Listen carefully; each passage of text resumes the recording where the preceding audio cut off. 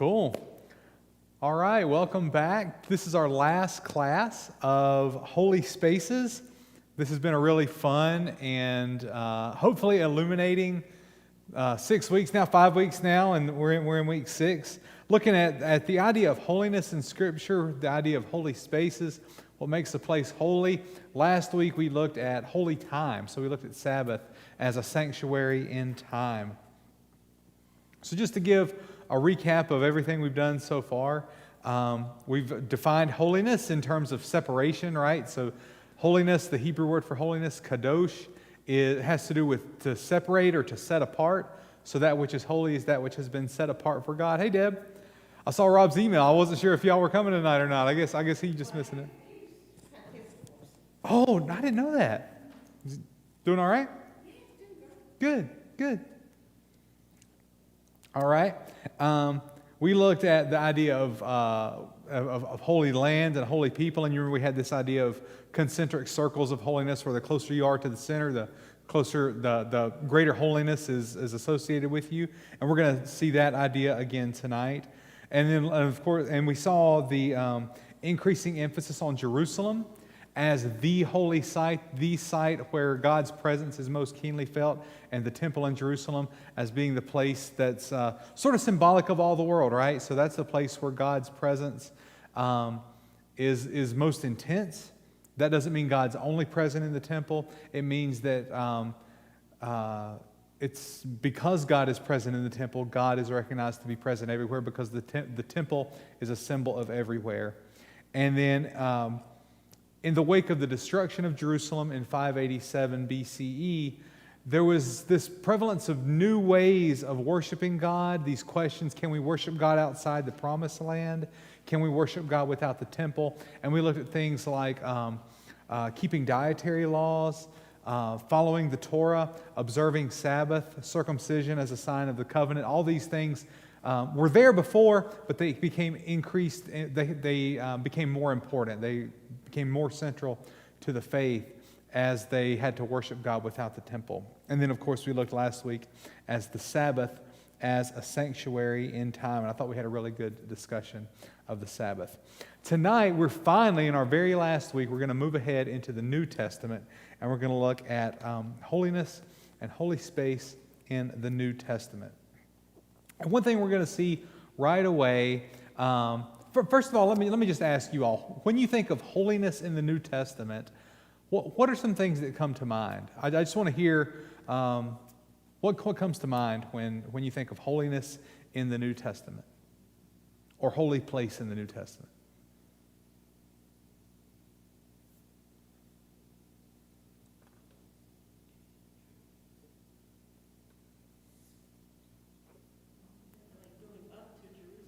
Okay.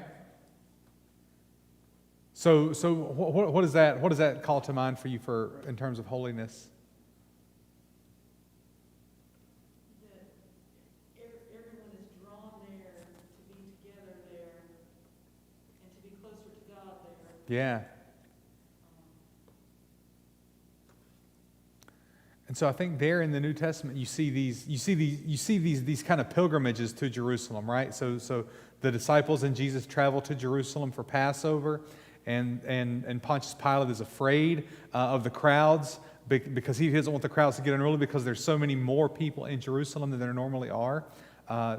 So that's definitely the case. The temple is back, right? The temple was rebuilt in about 515 BCE. The Persian Empire let them return, and then Herod the Great, King Herod, in the first part of the Gospel of Matthew, had actually rebuilt the temple, sort of upgraded the temple. He was known as Herod's temple. It's very, very large, very ornate, very magnificent there. So the temple's back. That's a holy place, and as you said, Jerusalem is a pilgrimage place. And you're right. They go up to Jerusalem. It's on a hill. You go up to Jerusalem.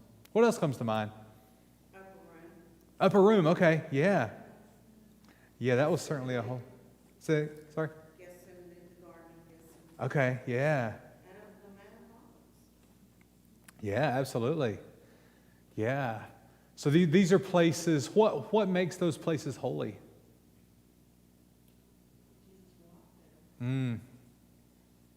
Yeah. You remember the idea that we introduced the first night where whose initiative are we recognizing? Are we recognizing a human initiative, going to a place, seeking God's presence? Or are we recognizing God's initiative, God showing up, God doing something important in God's relationship with us at a particular place, and then that becoming holy for that reason? I think all those places you just mentioned, Deb, Garden of Gethsemane, the upper room, we recognize those places as holy because important things in our faith happened there.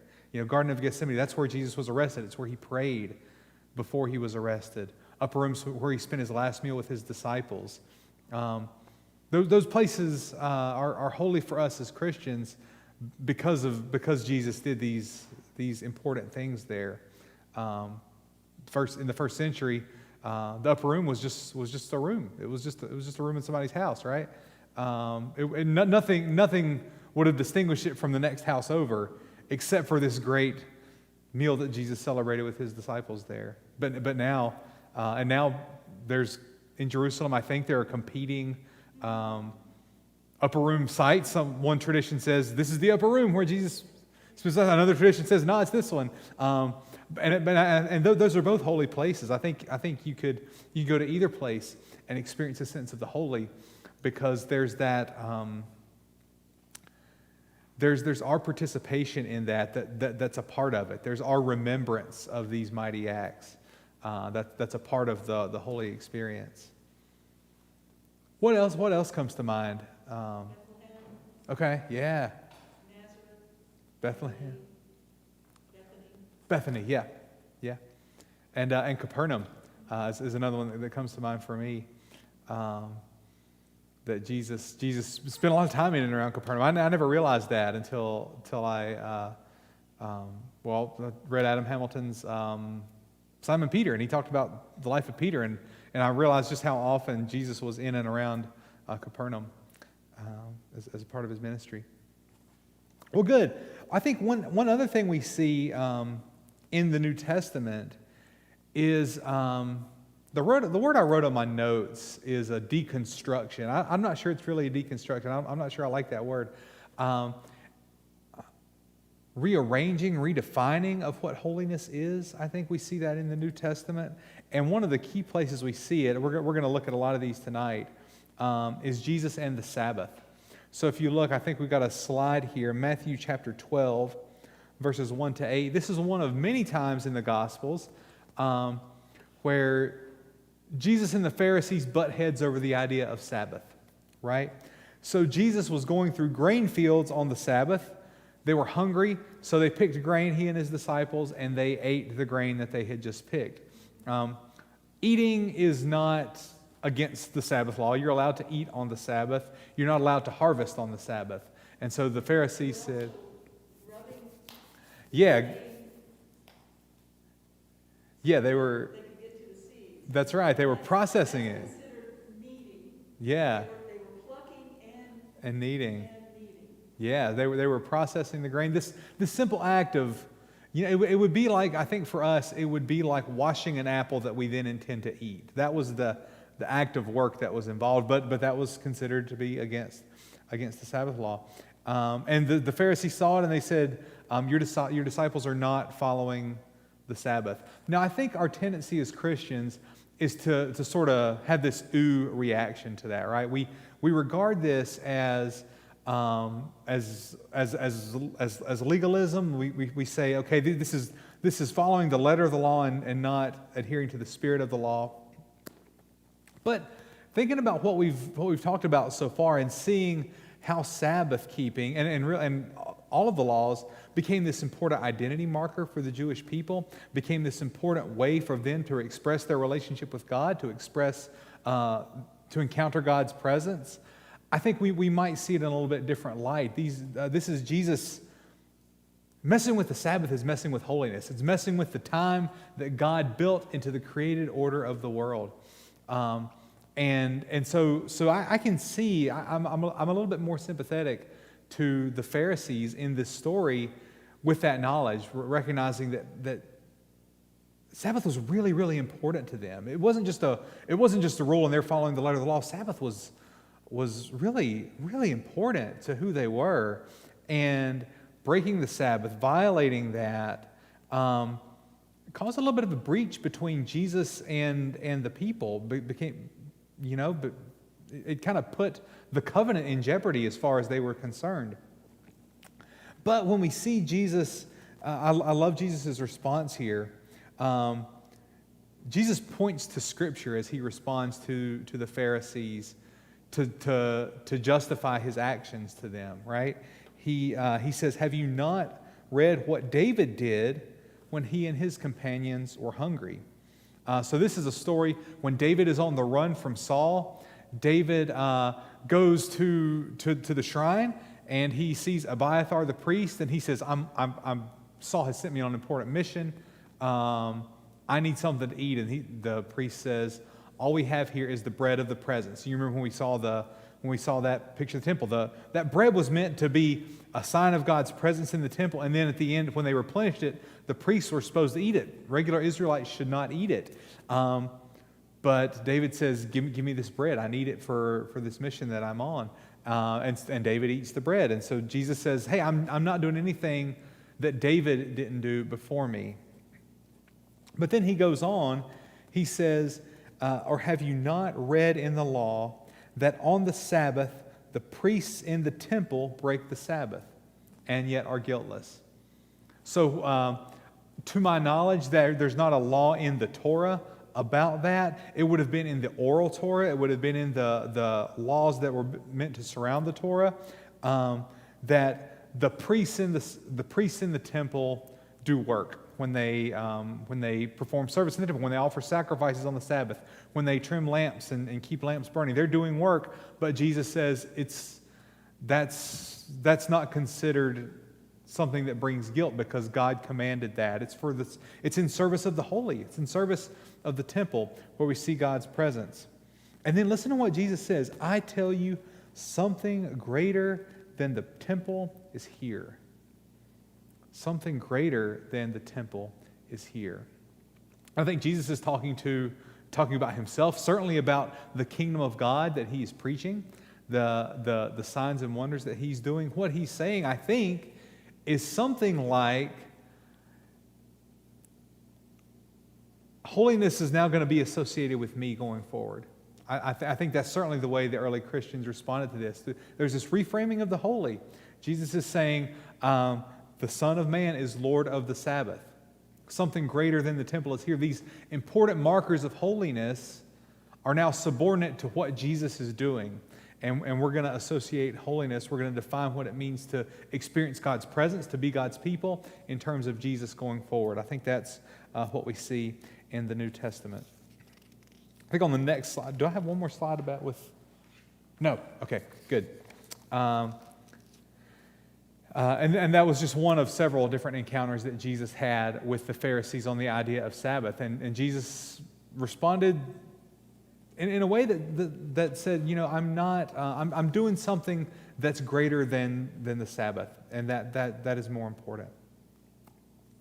We also see this kind of reframing of the holy when we see Jesus associating with sinners and tax collectors. So help me recall times when Jesus associated with sinners and tax collectors. I bet if we think we can come up with times Jesus did this. Zacchaeus, yeah. And Jesus ate with him, right? Jesus went to his house and had a meal. It was a song, y'all. Wee little man. Yeah. And when Jesus was invited to dinner at a Pharisee's house, and yet a woman came in and was washing his feet with her tears and drying his feet with her hair, and the Pharisee was saying, well, if he was truly a prophet, he wouldn't even let her touch, Yeah. let her touch him.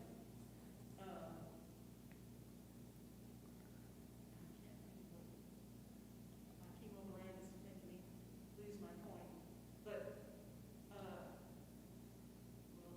lost it again. Oh, it'll come. That's what. But I mean, Yeah. but she was a sinner, and he knew she was, and then, of course, it's my favorite verse. It's in Luke Luke 7, I think, if my notes are right. 47. Yeah. Where it's, I can find it.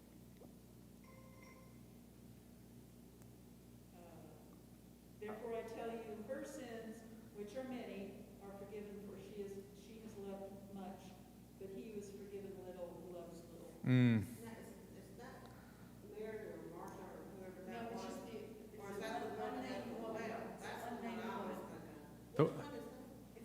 She's an unnamed woman. Yeah, it describes her as it says a woman who was a sinner. Some tradition hold that means she was a prostitute. It certainly could be interpreted that way. It doesn't have to be. So a woman who's a sinner. The Pharisee recognized her as a sinner, and someone that if Jesus knew who she was, he thought he would not associate with her. He would not let her come near him. So, Catherine, we're talking about times where Jesus associated with sinners and tax collectors. We've lifted up the sinful woman in Luke chapter 7 and Zacchaeus. Or not just sinners and tax other people that would have been considered outsiders for them. Woman at the well. Yeah, good. Yeah, the woman at the well. Longest recorded conversation Mm-hmm. with Jesus and anybody in the Bible. Yeah. Yeah, the woman at the well. And she tried to change the subject about worship and was asking about Mount Gerizim. Yeah. Which was their sacred place, their high place, versus Jerusalem. Yeah. Said,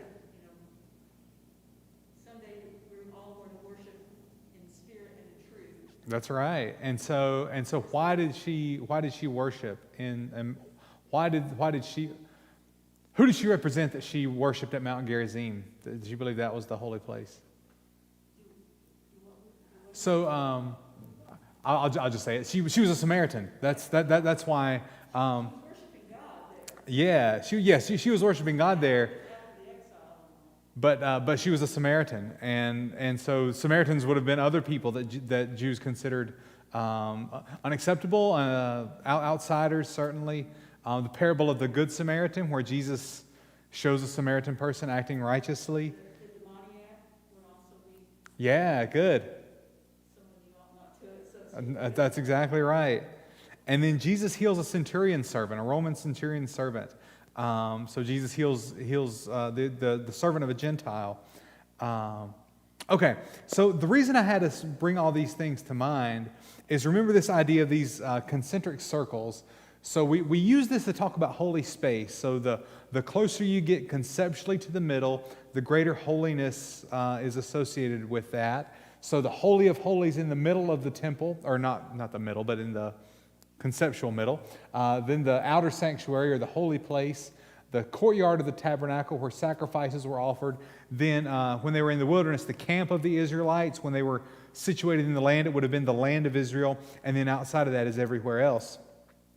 But we said you could apply this to a lot of different things, not just to holy spaces. And we said it applies to groups of people too. So on the next slide, you can see, I've kind of just changed the words here, where we can see in the middle is the high priest. He's sort of the only person who's allowed to go into the Holy of Holies one day a year. Outside that are the regular priests, the other priests who are able to offer sacrifices in the temple. Outside that would be the Levites, those who are not priestly, but who are from the priestly tribe, who are able to assist in worship, who are able to be in charge of moving the tabernacle and all of its instruments when the Israelites are in the wilderness. After that would be all the Israelite people, and then outside of that would be everyone else, the Gentiles, right? And I think there's a really, when we talk about, remember our first or second week we talked about the idea of sin and holiness, and how there's a moral dimension to that. Moral is not the only part of it, but there is a moral dimension of that. And so I think one way we can think of it is that when you sin and you don't offer sacrifices to atone for your sin, you can kind of move toward the outer part of the circle, right? So when Jesus is associating with Gentiles, certainly with Samaritans, certainly Jesus is kind of associating with people on the outside of the circle. He's with the everywhere else. When he's associating with sinners and tax collectors, he's associating with people who are moving in the wrong direction. They're not moving toward that center of holiness. They're moving out toward the edge of holiness. But Jesus, again, Jesus doesn't care. Jesus is not, and it's not like Jesus doesn't care about holiness. It's just, I think we see in Jesus a redefining, a renewed understanding of what holiness is, and we're going to see what that means in a little bit. And then the last kind of idea I want to look at in terms of this re-understanding or redefining of what holiness is the inclusion of Gentiles in the proclamation of the good news, the inclusion of Gentiles in the early church. So I think I've got two slides here. First one, okay, good, yeah. This is Peter's vision that he has. I'm not going to read it super closely, but Peter's praying on the roof of the place where he's staying. He's hungry. He has a vision, and he's hungry, and what he sees is a sheet coming down from heaven, and in that sheet is all sorts of animals that he is not allowed to eat according to his food laws. But he hears a voice from heaven that says, "Get up, Peter, kill and eat." And Peter says, "I've never eaten anything that's unclean. Even though I'm hungry now, I'm not going to eat any of this thing." And the voice responds, "What God has made clean, you must not call profane." Or some translations might say unclean. This happened 3 times, and the thing was taken up to heaven. And that vision set the stage for Peter's next experience, where he went to the house of a man named Cornelius, who was a Roman. And Peter told them about this vision, and while he was speaking, the Holy Spirit came upon the Gentiles. They began to speak in tongues, and Peter said, "We have to baptize you. The Spirit has preceded me in this." That was a big deal for the early church, the inclusion of Gentiles in this mission. And there was a council related in. Sorry, my microphone's slipping backwards. There was a council in Jerusalem that's described in Acts chapter 15, where they say we're not going to require that Gentiles who believe in Jesus and want to be baptized, we're not going to require that they first convert to Judaism. So the men will not have to be circumcised. They won't have to keep all the food laws. All we're going to do is require that they recognize a couple of laws, such as refraining from idol worship, abstaining from eating meat that's been killed in a cruel way, things like that. And we see in Paul's letters, Paul understood himself as the apostle to the Gentiles, and Paul was vehement in his opposition of anything that would require Gentiles to be circumcised or to follow the Torah. Paul just opposed this all over the place. So we see a redefining of the holy people. All of a sudden that the circles get exploded, and now the everywhere else, the everyone else is a part of the Christian community too. Now, why? Why is this the case? What gave rise to this? And I think there's a lot of answers to it. Certainly part of it is the destruction of the Second Temple by the Romans in 70, when all of a sudden, hang on, I need to fix this. Oh, that's why my little tape came loose.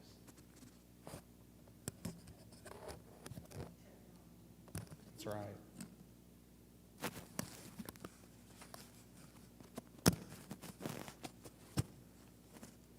I could never be a mega pastor for a lot of reasons, but one is this thing. Okay. Maybe. The latest gadgets. Okay. All right. So what gave rise to this? I think one of the things that gave rise to this, like I said, a lot of different reasons, but I think one thing that lies at the heart of it is that there's a new understanding of where, as Christians, we seek God's presence, right? We now associate God's presence first and foremost with Jesus. We find in the New Testament writings a relocation of God's presence. From now on, before, God's presence was most intensely experienced in the temple. Now God's presence is going to be most intensely experienced in the person of Jesus. And Jesus says, where 2 or 3 are gathered in my name, I am there with them, right? So Jesus is considered the Son of God. Jesus is the incarnation of God. Jesus is worshiped as God, and that changes our idea of holiness. Now, all of a sudden, when we talk about holy presence, when we talk about holy place, it's the place wherever Jesus is. It's an experience of Jesus. And I wanted to just, with the rest of our time tonight, I just wanted to walk through a few of those places where we kind of see that happening, where we see God's presence becoming associated with Jesus. So the first one is the baptism of Jesus. And I think we've got a slide on the baptism of Jesus. There we go. This is in the Gospel of Matthew. It's in all of the Gospels. But I picked Matthew. I really like Matthew's versions of most things. So Jesus is baptized by John in the Jordan River. And John would have prevented Jesus by saying, no, I need to be baptized by you. And Jesus says, no, you need to baptize me. This is how we'll fulfill all righteousness. And then here's what I'm interested in. When Jesus had been baptized, just as he came up from the water, the heavens were opened to him, and he saw the Spirit of God descending like a dove and alighting on him. A voice from heaven said, this is my Son, the beloved, with whom I am well pleased. If you remember, a couple weeks ago when we looked at Ezekiel's vision, Ezekiel saw this vision of the presence of God, the glory of God on the move. It picked up from the temple and went east with the people who were going into exile. You could understand this in the form of the dove as God's presence coming to rest on Jesus. This presence that's been on the move, God's presence is alighting here on Jesus and saying, this is where I'm going to be. This is my beloved Son. It's doing a lot of other things. It's associating Jesus as a personification of Israel as well. But one of the things it's doing here is saying this is God's presence. We also see Jesus being associated with holy mountains. So in Mount Sinai was a holy place. It's where God appeared to the Israelites. It's where God made a covenant with the Israelites. It's where God gave Moses instructions for building the tabernacle.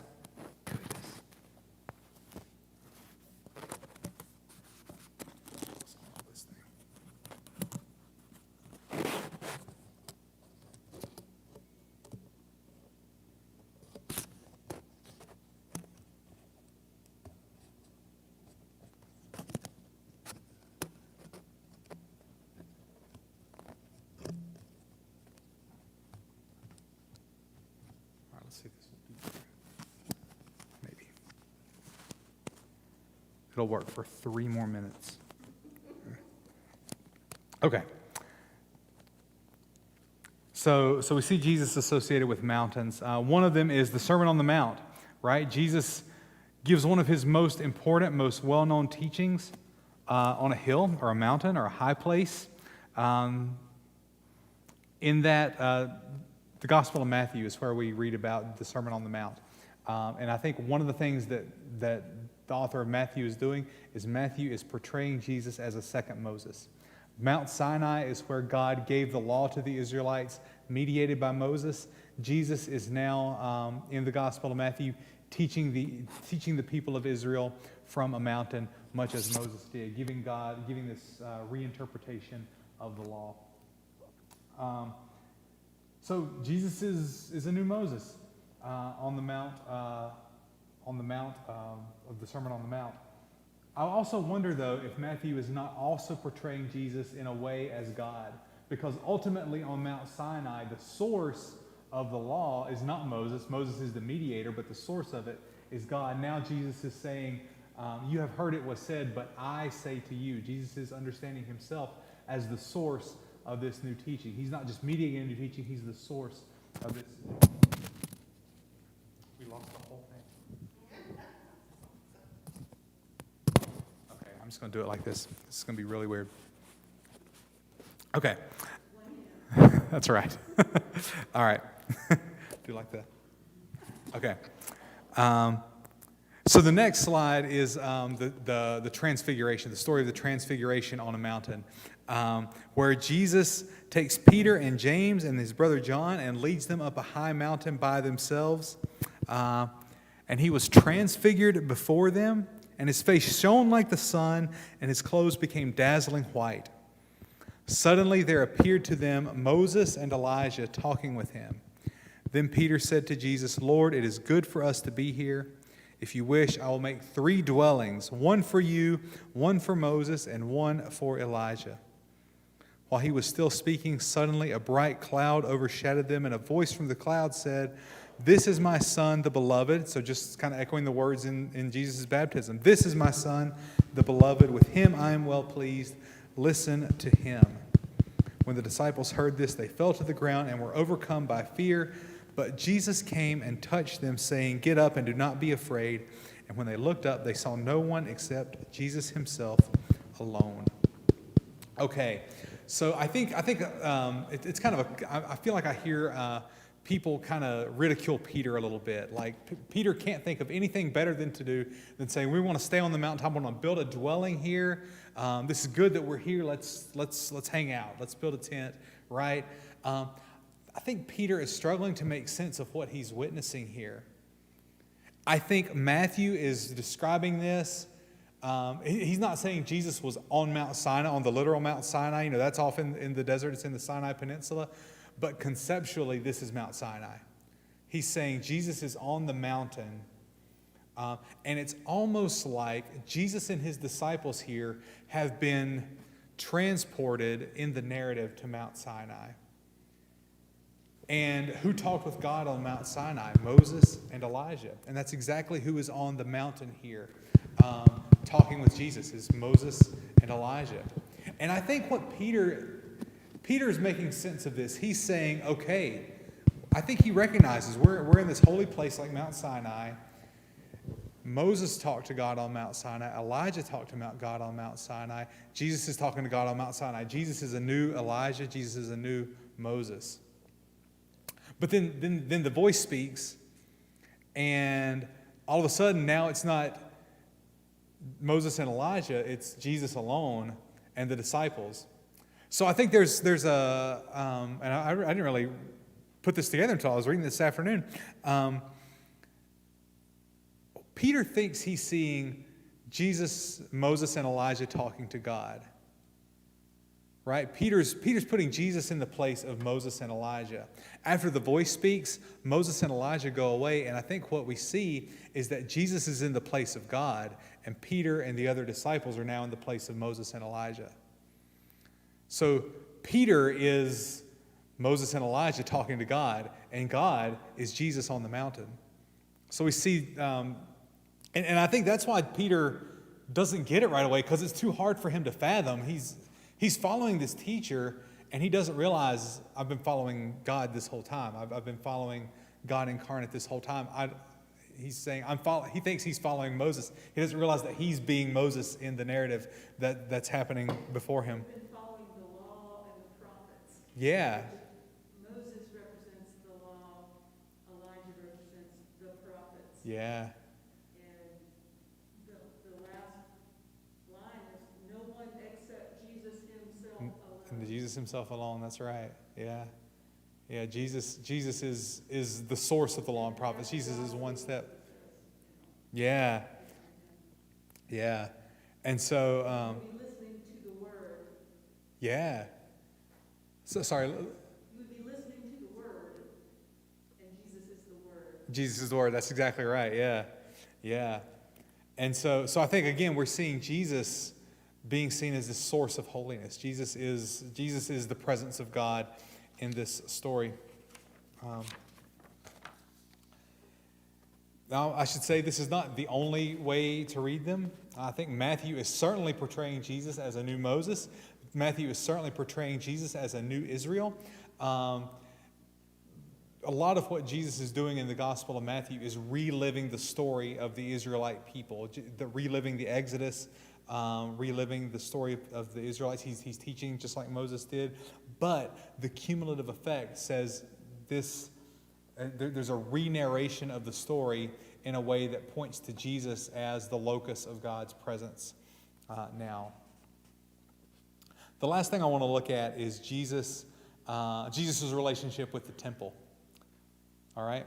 So Jesus is doing his thing. Jesus is preaching. Jesus is teaching. Jesus is healing. The temple is still there. But it's really interesting. Jesus, one of the most well-known things he did with respect to the temple is to cleanse the temple. We have the entry into Jerusalem, which we celebrate on Palm Sunday. Jesus enters Jerusalem. He goes straight to the temple, and he clears the place out. He casts out everybody who's exchanging money, those who are selling doves, and he says, "It is written, my house shall be called a house of prayer, but you are making it a den of robbers." Then the blind and the lame came to him in the temple, and he cured them. So again, Jesus is exercising authority over the temple. He's not coming to the temple as someone who's seeking God's presence. He is bringing God's presence to the temple, and he's saying, "I'm going to be the one to set things right," and that's exactly what he does in the temple. He also predicts the temple's destruction in Mark chapter 13 and other gospels as well.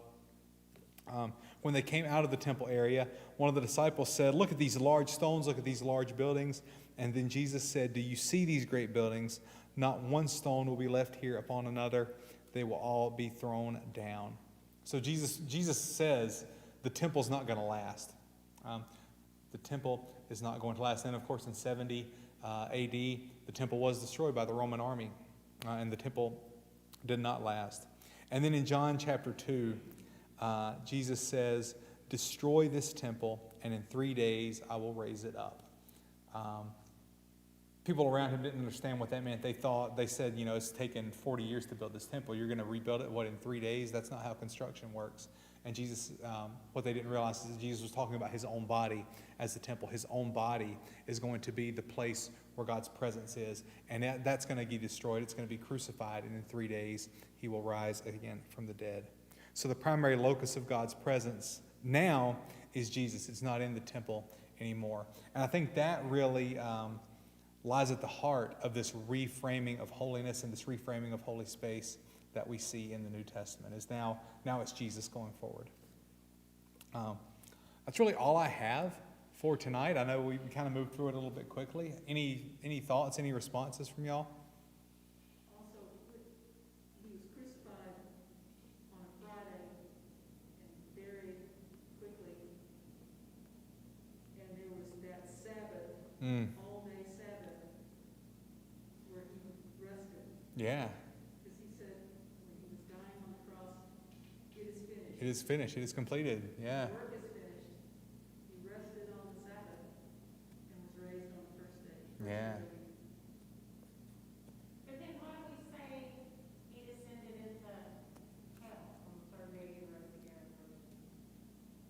So in our tradition, he Say he rests, like that just said, you know what I'm saying? Like, yeah, he was part of what that means is he's all the way dead, right? It's when we confess he descended into hell, I think what lies at the heart of that understanding is not so much hell in the sense of a place of eternal torment, but hell in the sense of Hades, like the Greek Hades. Like this is the eternal resting place of everybody who's died. It's a shadowy place. It's a place you don't want to be. Yeah, Sheol. Yeah, the Hebrew Sheol. But it's the abode of the dead. And Jesus has descended there. So part of what it means is he's all the way dead. Another part of what it means is he's liberating those who are there. He's busting it wide open, and because when he rises from the dead, he's able to bring all those people with him because he descended all the way. Yeah. okay, this is so not what you should have focused on in this paragraph. I realized that before I asked. That's okay. But like, how would they have known that was Moses' election? Because they never saw it. That's a real good question. Right? That's a real good question. It's like you get a sense. Is it like, hey, this is Moses? This is like, how do we know that was Moses' election? Yeah. A lot of artists will depict Moses holding the tablets. Yeah, was he still holding the Ten Commandments? Like, Yeah. No, that's a good question. I think, maybe they overheard what he was saying. Maybe he was like, It's like, what's up? It's my boy Moses. No, They didn't have pictures. Yeah, they would have had, right? I mean, maybe it's just a sense, right? I think so. I think they were witnessing something holy on the mountain. They were witnessing something. Jesus was transfigured. His appearance was changed, and I think they knew they were in a biblical scene. And one part of it too might be, I'm going to take this a little bit different way, so you're going to have to bear with me. But in the book of Revelation, when John has a vision, John is not literally seeing everything in his vision. He uses a lot of words like something like. I saw something like this. I saw something that looked like this. What happens is John is seeing vision that lies outside of human experience, that lies outside of human imagination, and he's struggling to put it into terms that he can talk about. And frequently the way he does that is he returns to previous things that are known in Scripture. So he's kind of echoing the visions that Daniel saw, echoing the visions that Ezekiel saw. When he says, I heard a voice that said, the Lion of the tribe of Judah. That's going all the way back to some depictions of Judah in the book of Genesis. So what I mean by that is John is making sense of what he sees by looking at the scriptural story. And I wonder if the disciples on on the Mount of Transfiguration aren't doing the same thing. They're seeing something and they're making sense of it by saying, this is Moses. What we're seeing now is we're seeing Jesus and Moses and Elijah together, because, and they're not lying. They're not mistaken in that. It's just their way of interpreting that, and their way of making it real is to recognize, yeah, that's what's going on there. So it's sort of it's an interplay between what they're seeing and the way their minds have been conditioned for their whole lives to understand what that means. Yeah. Like if you see God talking to somebody on a mountain, you're going to think Moses, Yeah. I think that's part of what I'm saying, if you're an Israelite. Yeah. Other thoughts? And I'll say too, this idea of the temple doesn't go away. Speaking of Revelation, I didn't talk about it tonight, but in the book of Revelation, there is this idea of a heavenly temple, a heavenly Jerusalem, a new Jerusalem that's going to come down and be united with earth. And John, really interesting, John actually sees the Ark of the Covenant inside the heavenly temple there. So this imagery doesn't go away; it remains there. But again, it's always interpreted with this idea now that Jesus is God's Son. Jesus is the incarnation of God. And when we look to God's presence on earth, we're going to look to Jesus. And we're now, for Christians today, we're going to look to the Holy Spirit that guides our worship. That's why communion is so important. That's why we receive communion. It's an encounter with the presence of Jesus.